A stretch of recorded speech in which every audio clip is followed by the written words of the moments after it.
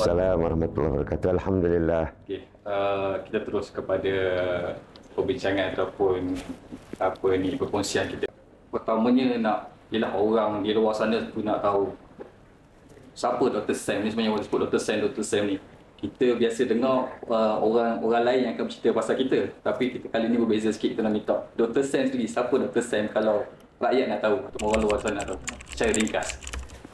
Saya rasa soalan yang peribadi yang terpaksa kita jawab sendiri itu, kalau ada di kalangan siri-siri soalan itu paling payah sekali nak jawab. Kerana kita nak kena jujur dengan diri sendirilah. Kalau nak tengok biodata, semua orang dah tahu. Dah dipaparkan, Wikipedia pun ada, dalam internet pun ada. Cuma saya nak beritahu, saya ni sebenarnya seorang yang simple saja. Asal daripada budak kampung. Sama macam budak-budak kampung yang lain pada zaman muda dahulu, zaman kecil-kecil dahulu, terlibat dengan semua. Pergi mencari ikan, bermain guli, berkemah dan sebagainya. Itu adalah aktiviti biasa sebagai seorang budak kampung. Bottom line-nya ialah saya just seorang yang simple saja. Approachable, boleh didekati, boleh bincang. I'm a good listener, saya boleh menjadi seorang yang mendengar, seorang pendengar yang baik. Dan kadang-kadang saya tidak memberi respon terus. Saya akan berfikir dahulu. Jadi itu sikit sebanyak adalah personality saya. Saya akan mendengar dan akan teliti cara bagaimana untuk selesai apa jua isu-isu ataupun masalah yang ada. Okay, terima kasih Dr. Sikap atau pendekatan yang Dr. cerita tadi tu, ini pembawakan daripada memang daripada belajar daripada kolej sampai sekarang tu, atau ada perubahan bila termasuk politik? Saya rasa sama je. Sebab sebenarnya saya daripada zaman sekolah rendah lagi, antara perkara yang saya amalkan menjadi minat dan sampai sekarang ialah antaranya membaca. Saya ingat lagi pada masa saya mula-mula masuk sekolah Darjah 1. Soalan yang pertama cikgu pada zaman itulah tanya pada anak-anak pelajar-pelajar ni ialah, Darjah 1 ni, apa cita-cita? Dan saya masih ingat saya jawab cita-cita saya pada waktu itu, saya jawab saya nak jadi seorang engineer. Masa Darjah 1 tahun 1977. Walaupun mungkin tahu tak tahu tentang engineer, tapi bermula daripada saya mula-mula boleh membaca, maka saya mula membaca The Children's Science Encyclopedia. Ada 16 jilid kata silap saya. Balik sekolah, itulah antara rutin membaca dan memang pembuakan daripada dahululah sampai sekarang. Tak jauh beza. Okey, maksudnya secara tak langsung dia menjawab soalan yang kedua ni, Dr.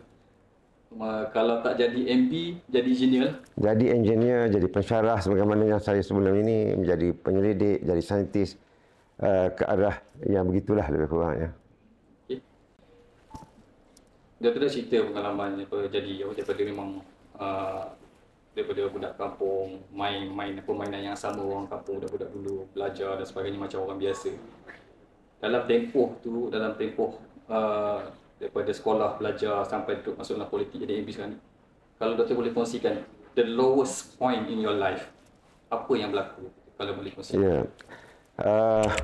Yalah, setiap orang mesti ada lowest point dia dalam perjalanan hidup selama puluhan tahun.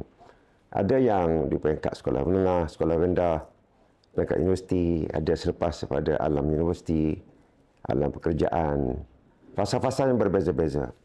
Setiap satu tentulah ada yang the lowest point untuk setiap orang pada zaman fasa yang berbeza-beza itu. Tapi untuk saya boleh rangkumkan bahawa cabaran yang besar yang terpaksa saya hadapi dan saya terima cabaran itu pada waktu itu, alhamdulillah, dengan hati yang tenang dan terbuka, ialah ketika saya mendapat berita bahawa saya mengidap kanser. Kalau orang tanya kanser apa, NPC, nasopharyngeal carcinoma. Masing-masing boleh google lah apa dia NPC itu. Stage 3 nak masuk stage 4. That was the lowest point, tetapi saya masih lagi boleh tersenyum pada waktu itu. Saya pun tak tahu kenapa. Dan saya anggap itu adalah ujian yang perlu saya hadap dalam kehidupan. Dan I've gone through semua proses itulah, proses rawatan, kemoterapi, radiation terapi, 7 kali kemo, 35 kali radiation. Dan saya rasa proses itu sebenarnya bila kita hadapi dengan tenang dan disiplin, dan yang paling penting ialah kita tidak berputus asa dengan rahmat Allah. Pada satu ketika sepanjang rawatan itu saya tidak boleh makan makanan selama hampir setahun.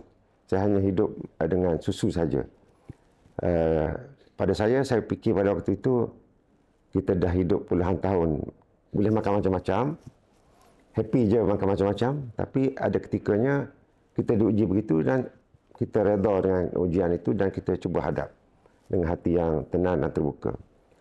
Ada ketika di kurang 8 bulan, saya rasa saya tak ada taste. Tak ada taste masa yang tawar manis, hatta madu tu pun, yang begitu manis tu pun tak rasa manis. Dia dalam istilah orang yang kena NPC ni panggil metallic taste. Seolah rasa macam kita ambil sudu, kita isap sudu tu. Tak rasa apa-apa. Saya rasa lebih kurang 8 bulan. Dalam keadaan tak rasa apa-apa pun, saya rasa saya selalu sebut kepada diri saya, sepanjang perjalanan hidup ni kita telah menikmati macam-macam makanan yang sedap, yang kita kata terbaik dan sebagainya. Baru sedikit tempoh je kita diuji, 6 bulan, setahun, tak dapat menikmati sebagaimana biasa. Saya rasa itu satu ujian yang kita kena hadap. Dan alhamdulillah, berkat dengan usaha dan doa pada semua pihak, termasuk ialah kita sendiri buat rawatan dan sebagainya, saya dapat hadapi semua itulah dengan jayanya, alhamdulillah sampai sekarang ni. Alhamdulillah. Dalam proses recovery tu, kita boleh ceritalah siapa ataupun yang bagi sokongan dia, siapa yang kuat pada untuk menghadapi cabaran dugaan itu. Ya. Saya rasa bila saya mendapat berita daripada doktor pakar yang membuat testing, dia buat scan dan juga buat siasatan tu, bila dia beritahu saya kena NPC cancer tu, keluar daripada hospital tu, orang yang pertama saya telefon adalah Tan Sri Tok Guru Presiden PAS, sebab saya selesai politik beliau pada waktu itu. Dan orang yang kedua saya telefon ialah isteri saya maklum. Dan respon pertama daripada Tuan Guru, bila saya sebut begitu, tak apa, kita sama-sama cari jalan untuk cari ubat yang boleh, kita sama ubatlah kata-kata.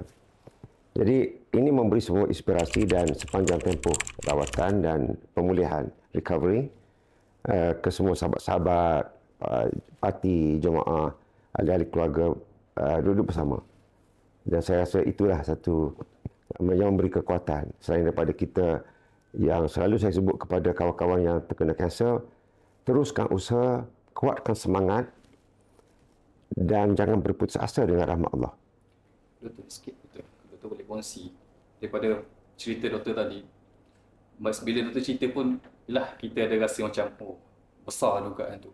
Dan orang di luar sana, rakyat tengok, sahabat-sahabat yang kenal Dr. Sam ni, dia kata Dr. Sam ni tak pernah nampak ada tergugat dengan emosi. Nak tanya doktor, rasa tak macam sedih, menangis ataupun lah kalau tak depan orang ramai pun atas sejadah ke apa, ada tak rasa tu masa kena dalam dugaan tu? Saya rasa tidak. Cuma rasa sedih satu kali je terdetik apabila saya tengok masa rawatan tu, bila rawatan, keadaan tu memang teruk sebenarnya. Dan saya tak peliklah kalau seseorang yang mendapat rawatan, terutama selepas kemo, dia akan give up. Itu kita berada di persimpangan pada waktu itu. Nak terus ataupun nak give up. Mungkin setengah orang oleh kerana tak tahan, penyelesaian yang mudah ialah give up. Tapi pada saya memikir itu adalah satu, kita berada di threshold. Ada satu limit. Manusia ni setiap ni dia ada limit dia. Sebab itu yang membezakan. Kalau kita tengok ni cerita lain, latihan komando namanya. Pasal apa semua askar tak boleh jadi komando? Semua orang tak boleh jadi askar. level yang pertama semua tak boleh jadi askar. Ada orang yang pergi latihan pun koyak lah kan. Ada di kalangan askar-askar sendiri sini, pergi latihan komando, kalau 100 orang tu mungkin 5 orang atau 10 orang je yang lepas. Kenapa tak semua? Yang boleh lepas itu adalah mereka yang berdepan, yang boleh menghadapi threshold ketahanan. Certain level manusia ni ada tahap ketahanan dia. Dia boleh hadapi itu, insya-Allah dia akan berjaya hadapi benda lain. Jadi pada saya mencabar diri saya. Saya mesti melepasi threshold kebiasaan orang untuk berdepan dengan cabaran-cabaran sebegini. Jadi sebab itu bila timbul keadaan begitu, saya rasa bersedih pada awal. Satu kali saya ingat saya sedih tu, ialah bila tengok ada seorang anak tu yang musuh tu masih kecil lagi. Mungkin terdetiklah hati saya pada waktu itu. Saya fikir, kalau aku meninggal masa rawatan tu, kecil lagi hadiahnya. Tapi itu sepintas selalu saja. Lepas tu saya kata, no, I have to stand up and cari jalan bagaimana untuk senantiasa memperkuatkan mental. Kalau orang, saya suka bagi analogi yang latihan komando tadi tu, bila kita jumpa dengan kawan-kawan yang latihan komando ataupun UTK, kita tanya mereka, adakah mereka yang lepas tu adalah mereka yang badan sado-sado, orang selalu kata kata-kata. Jawapannya tidak. Kadang-kadang orang tu cikeding je, kuku kering je, tapi dia boleh lepas. Sebab physical is one thing, badan, physical, muscle itu adalah satu perkara, tapi yang besarnya ialah ketahanan minda. Itu yang saya rasa benda yang sangat penting. Okay, Doktor. Tadi Doktor dalam tempoh recovery dan masa kedai diuji tadi ada sebut Tan Sri Tuan Guru sebagai orang yang pertama Doktor cerita. Yeah. Dan kita nak kalau boleh berkongsi kenangan yang paling indah lah ataupun paling manis dengan Tuan Guru Tan Sri Tuan Guru Presiden ni. Dan juga Doktor boleh gabungkan sekali. Orang dah nampak memang sekarang pun kita tengok memang ada lagi. Kalau tengok kat internet, gambar Doktor bersama-sama dengan Tan Sri Tuan Guru naik Black Maria. Yeah. Masa umur. Sebab Doktor dah ada kerjaya di UPM, kerjaya yang diimpi-impikan sebenarnya. Yeah. Terpaksa tinggalkan dan bersama Tuan Guru dan banyak kenangan-kenangan yang mungkin Doktor kongsi. Pertama saya nak betulkan sedikit fakta. Suasana yang gambar saya bersama Tuan Guru dalam Black Maria itu adalah demonstrasi bersih. Bukan demonstrasi reformasi. Sebab pada zaman reformasi itu, semua bila orang berdemo itu saya tidak ada di dalam negara. Sebab ada di luar negara. Jadi saya tak pernah terlibat dalam demonstrasi reformasi ataupun isu berkaitan dengan yang diperjuangkan oleh PMX pada waktu itu. Saya rasa throughout the period 10 tahun saya bersama dengan Tuan Guru itu, banyaklah kenang-kenangan yang saya rasa banyak mengajar diri.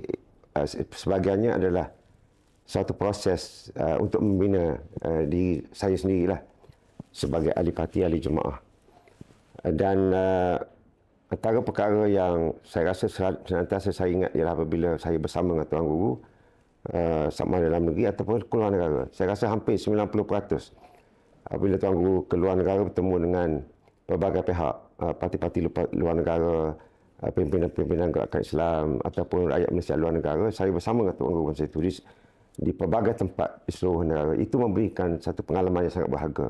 Ditambah pula bila kita berada dalam satu bilik dengan Tuan Guru dan boleh lihat bagaimana disiplinnya Tuan Guru dengan membaca, menulis.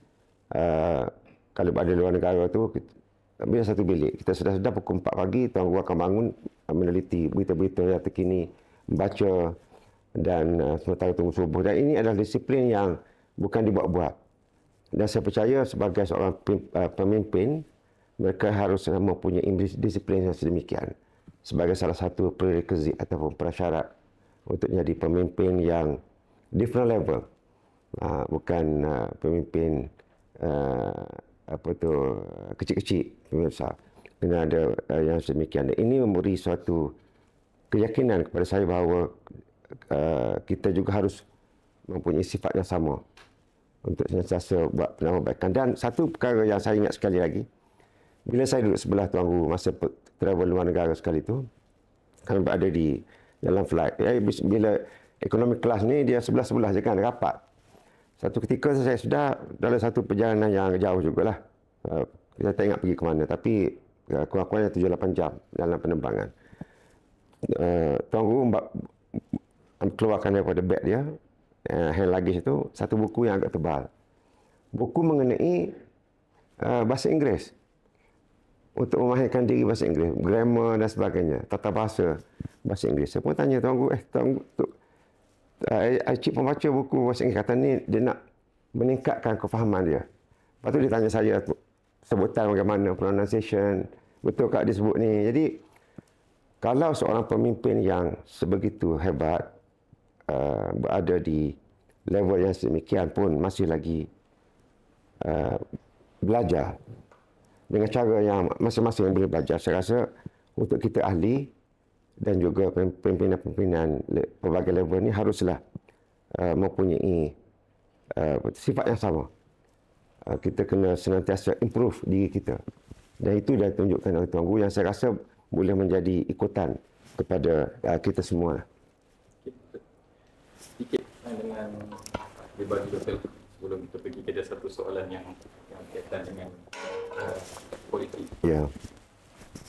Dalam kesibukan doktor menguruskan parti, menguruskan negeri, menjadi orang penting, orang nombor satu di negeri, bagaimana doktor meluangkan masa dengan keluarga? Saya rasa it's a matter of kita manage time. Kalau ada kesempatan, saya cuba cari jalan kesempatan itu untuk bersama dengan keluarga. Saya bawa satu contoh. Bila saya pergi ke Kemaman semalam, lepas pada Sinandong, petang saya terus pergi ke Kemaman. Ada program di camping di Kemaman. Kebetulan anak-anak yang ada di anak dan menantu, ada cucu daripada KL balik. Kalau dia stay di sini, taklah bersama saya. So saya bawa sekali pergi ke Kemaman dan sama balik ke sini sama juga. Saya boleh je pilihan saya naik kereta yang berbeza. Driver bawa, lepas tu pergi ke sana. Anak cucu dengan menantu ni naik kereta lain. Tapi itu tidak, saya tak manage well bagi pada saya begitu. Saya buat pilihan, tak apa. Salah seorang anak saya drive kereta, kami semua duduk dalam satu kereta. Itu memberi ruang kita bersama. Apa jugalah aktiviti yang boleh dibuat sepanjang perjalanan 2 jam itu. Sama juga waktu balik pun begitu juga. So, kita kena cari jalan. Celah waktu. Ada kesempatan, kita celah waktu itu. InsyaAllah kita akan boleh manage perkara itulah. Bukan kita mencari alasan tak ada masa. Memanglah masa ni tak ikut kita. Kita sebenarnya yang kena uruskan masa. Barulah kita boleh fulfill ataupun penuhi apa-apa juga keperluan itu. Doktor kata tadi menantu, menantu yang drive. Doktor tak pakai rider pergi kempen? Tak ada. Tak ada itu. Tak sama macam parti lain. Pada saya tugas seorang pemimpin bukan sekadar melaksanakan, tetapi harus mempunyai visi. Apakah cara yang lebih baik dari masa ke semasa. Sekali-kali saya tidak maksudkan bahawa saya ataupun kawan-kawan yang lain semua kita sempurna. Kita banyak kelemahan-kelemahan yang perlu diperbaiki. Tapi kalau kita sebagai pemimpin kita tidak cuba untuk buat perkara-perkara yang demikian, siapa lagi? Dan asalkan perkara itu adalah perkara yang baik, maka kita cari jalan seboleh mungkin untuk melakukan perkara yang lebih baik daripada apa yang diamalkan sebelum ini. Dan pada saya itu memberi gambaran tentang perlunya sifat yang keadilan itu ditegakkan. Adil kepada lawan kita. Itu satu kaedah. Seterusnya, apa pandangan doktor terhadap PAS dalam 10 tahun akan datang? Kita sebenarnya kalau kita kaji politik, parti-parti politik dalam negara kita ini, terutama PAS, ditubuhkan 1951 sebagai sebuah parti politik. Walaupun begitu, spirit ataupun semangat PAS itu sendiri sebenarnya lebih awal daripada itu kerana ia tidak bermula pada tahun 1951. Sepanjang tempoh itu PAS sudah keluar dan menyertai pilihan raya dan mendapat pelbagai keputusan. Pembangkang, ada sampai waktu itu satu ahli parlimen je dalam Dewan Rakyat. Ada banyak, tiba-tiba tinggal 4 dan sebagainya, macam-macam. Pada waktu sekarang ini PAS sudah menjadi sebuah parti nasional, parti mainstream dalam negara kita. Kita lihat sama-sama lihat pencapaian keputusan pilihan raya pada bulan 11 yang lepas. bagaimana PAS telah meletakkan PAS sebagai sebuah parti yang penting dalam negara kita dan the largest single party yang ada dalam negara kita ini. Looking forward, fast forward another 10 years, yang ini yang memerlukan perancangan yang teliti bagi parti untuk memastikan bahawa kita bukan sekadar stay relevant, tetapi menjadi parti yang kuat, yang mampu untuk melaksanakan gagasan yang betul dan tepat untuk negara kita. Bukan lagi kita bercakap tentang Kelantan, Terengganu, dan Kedah, dan Perlis, tapi kita bercakap tentang negara kita, yang mana dalam negara kita ini terdiri daripada pelbagai latar belakang etnik, beragama, begitu rencam sekali. Itu tak kira setengah-setengah negeri itu memang sangat rencam, sangat berbagai dengan bangsa dan etnik. Jadi PAS bukan untuk orang Melayu, orang Islam saja, tapi adalah parti yang harus berada di depan untuk semua masyarakat, tak kira agama dan bangsa. Dan ini memerlukan usaha dan juga perancangan. Dia tidak datang secara bergolek. Adalah ceramah kempen malam tadi saya ada sebut kepada di Kemaman. Kalau kita tengok, saya buat suatu analogi tentang apa yang berlaku di Korea. Kalau kita semua perhati, antara perkara yang famous Korea ni di peringkat antarabangsa adalah entertainment, hiburan. Dengan K-popnya, dengan Gangnam Style dulu, sampai Gangnam Style itu boleh sampai ke White House. Kalau kita cuba, sebenarnya ada kajian sebenarnya bila kita nak tahu kenapa tak timbul begitu. Ada kajian yang sebenarnya yang menunjukkan bahawa semua itu termasuk Gangnam bukan effort satu grup ataupun satu kumpulan berkenaan saja, ataupun kumpulan hiburan semata-mata.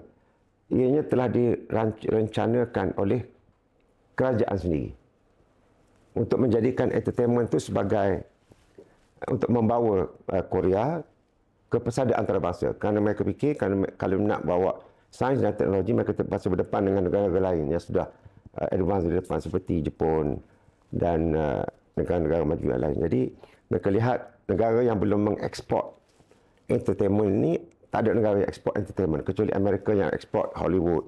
India dia ada Bollywood, mengekspor Bollywood ke luar. Semua itu ada tujuan.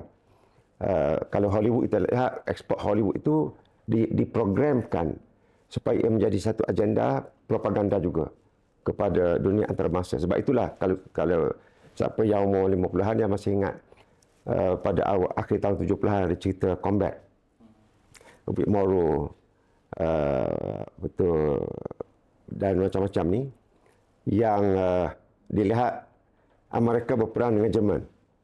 Cerita Combat waktu itu Amerika dan Jerman je. Tapi dilihat setiap kali siri-siri itu Amerika mesti menang lawan Jerman. Dan the bad boy adalah Jerman. Semua itu adalah propaganda yang diprogramkan oleh kerajaan melalui pelbagai entiti yang ada. Sama juga Korea buat. Poin saya ialah kalau PAS nak bergerak jauh ke depan dalam masa 10 tahun yang akan datang ini, kita bukan sekadar perlu menjadi parti yang disuka dan disenangi oleh orang Melayu saja, tetapi pelbagai kelompok yang ada dalam negara kita. Barulah kita boleh menjadi parti yang kuat dan relevan dalam konteks negara Malaysia ini. Ini yang perlu diprogramkan dengan serius, strategize dan dilaksanakan. InsyaAllah in the next 10 years kita akan lihat PAS akan menjadi sebuah parti yang extremely dominant dalam negara kita ini, insyaAllah. Ya, insyaAllah. Terakhir, Dr. Ya. Kemaman. Apa perasaan doktor bila parti dah putuskan untuk doktor bertanding di Kemaman dan membawa misi besar? Dan adakah doktor bersedia untuk menyelamatkan Malaysia yang digembar-gemburkan sekarang? Yalah, kita nak minta memang tak minta lah. Sama bila mula-mula saya diminta untuk bertanding di Terengganu untuk menjadi menteri besar. Saya menangis pada waktu itu. Saya rasa macam saya tak sesuai, bukan tak boleh. Itu ayat-ayat pertama yang keluar. Tapi bila dah diminta dan diberi tanggungjawab tu, kita kena laksanakan dengan cara yang terbaik. minta tidak, tapi bila diberi amanah, kita kena pandang keliling kelalang juga, adakah betul-betul ini satu amanah yang perlu kita pikul. Kalau betul, then go for it. Take it as a challenge untuk diri kita. Sebagaimana bila kita berdepan dengan musibah tadi tu, yang the lowest point in life kita, we take it as a challenge dan terus hadapi. Pada saya, bila dipilih sebagai calon PRK Kemaman ini, itu merupakan suatu tugas yang sangat besar. Ianya bukan mengenai kemaman semata-mata, tapi jauh lebih besar pada itu. Membawa mesej daripada negeri. Dan ialah terpulang, kalau dilihat saya boleh menyumbang ke peringkat yang lebih baik, lebih tinggi lagi, itu terpulang kepada kehendak kepimpinan. Bila kata kepimpinan, termasuklah kepimpinan daripada rakan-rakan gabungan dalam Perikatan Nasional dan sebagainya. Kalau ya pun ya, kalau tidak pun tak apa. Pada saya sangat terbuka dari segi itu. Tapi bila diberi tugas tanggungjawab, kita mohon kepada Allah Ta'ala diberi panduan untuk kita laksanakan dengan jauh lebih baik. InsyaAllah. Yang terakhir, Doktor. Apa pesanan Doktor pada pengundi-pengundi di Kemaman pada 2 hari bulan? Pesanan yang agak standard sebenarnya kepada semua supaya keluar mengundi lebih awal. 2 bulan ni kita belum tahu lagi hujan ke, ribut ke, banjir ke. Kita doa supaya tidaklah demikian. Pun begitu, rangkakan supaya keluar mengundi lebih awal. Yang berada di jauh pulang untuk mengundi, kerana undi adalah tanggungjawab dari segi perlembagaan kita. Kita menyuarakan hati, pandangan hati masing-masing. Dan tentunya sebagai calon yang bertanding, saya memohon kepada semua untuk mempertimbangkan saya sebagai calon yang dipilih dalam pilihan raya pada bulan Disember 2 bulan nanti.